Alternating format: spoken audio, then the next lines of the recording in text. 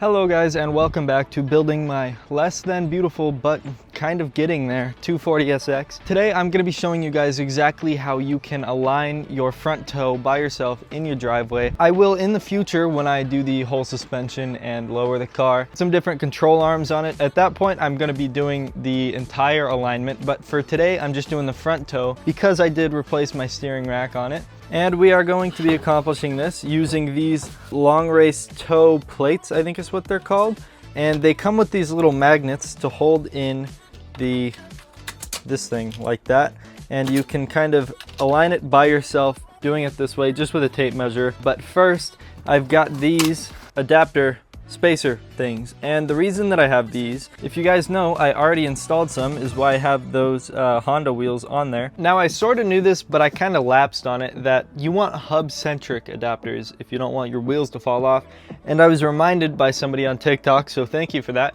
And I bought these, which cost about twice as much, and now it makes a lot of sense. But I'm just going to be switching those out because I can still return these on Amazon. So let me go install these wheel adapters real quick, and then I can get started showing you guys exactly how to align your car.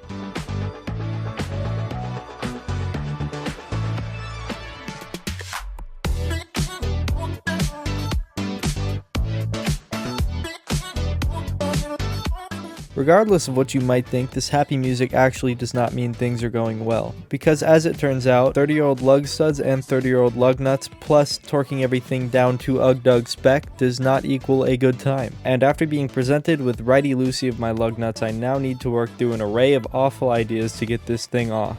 I don't know what the last thing you guys saw was, but I got myself into some deep shit. And basically, to get that adapter off, oh god, it's fucking full of coom. So I just had to stick a saw between the adapter and the hub. I can try to saw this off by hand. But the problem with this hub was when I went to go put the new stud in, it just spins. So I went and got these new hubs from Facebook Marketplace, and these should do the job. But funny thing, the guy who sold me these actually found my YouTube channel after the fact, so that's pretty epic. Shout out to him. These need new bearings because they've been sitting a long time. So first up, I'm gonna get these old bearings out. If I have a good can of paint for these, then I'll just throw some paint on them. I've got this goofy little orange press. This is what's gonna be doing the job today, straight from Amazon.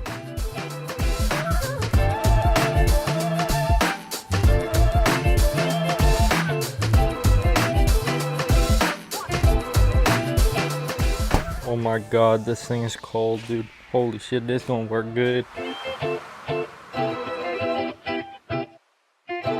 Dude, look at how sexy this thing looks. Oh boy. I think I was literally off the perk when I bought these because, like, it's not even kind of the same. I don't know what the fuck made me think I need 1 millimeter. I finally have everything put back together with brand new rotors, the correct adapters, and correct hub centering rings. So now we can actually finally get started aligning the car. The way that you use these is you want to make sure they're as flush up against your tire as they can be, and you have that little lip facing the floor. So you want to take the side with the magnets and put it on the side that you're not going to be on. That way you can hook up these tape measures to the magnets, and as long as both of these plates are flushly sat against your tires, you're going to get a near perfect measurement of your toe. And the first step in actually adjusting is you want to get both the wheels off the car and take off the castle nuts and the cotter pins on your tie rods. And the trick to releasing your tie rods is to put the castle nut back on just to give you something to hammer on. And after that's out, you can figure out exactly what you need to adjust. Now once this is free, you can take it out, and then this is the locking nut. You just want to loosen that. You could put a wrench on both sides, and just literally turning this thing completely is going to adjust how far it mounts here. So say that your number on this side of the wheel was bigger than this side of the wheel. If you want to make that number shorter, you would tighten this by turning it to the right. Mine is vice versa, so I'm going to be loosening this. Probably going to go just one time around and see what that does for me.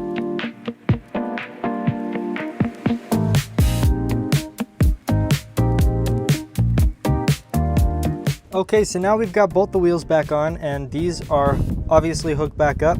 I'm not going to measure it on camera because it's hard to get accurate, but we're just going to do that one more time, and that hopefully is enough to get us even. And every time you're doing this, if there's play like that, just like side to side tilt play, then you need to tighten that castle nut just a little bit more. And now this time I'm just going to reach behind here and take this off by hand and do it with the wheel on. Should make it easier. So with that, once it's in a line, all you've got to do is tighten those castle nuts and those locking nuts and find new cotter pins, put those in as well. If your steering wheel is not centered when you're driving straight, then you want to kind of turn your wheel baseline to match your steering wheel baseline, and that would be when you adjust both sides evenly, because that's just going to turn your both wheels as a whole. Okay, and with that, the car is in alignment. But yeah, these things are long acre. I don't know why I was calling them long race this whole video, but these were really cool and they're not that expensive. I mean, compared to an alignment, it's well worth the price if this is all you're doing is just a simple tow. Because for me, replace the steering rack, I didn't have to do too much crazy stuff. It's totally worth it. It was easy. So if you guys learned anything, or if you just enjoyed watching, thank you so much for watching, and please leave a like or subscribe, and I will see you guys next time.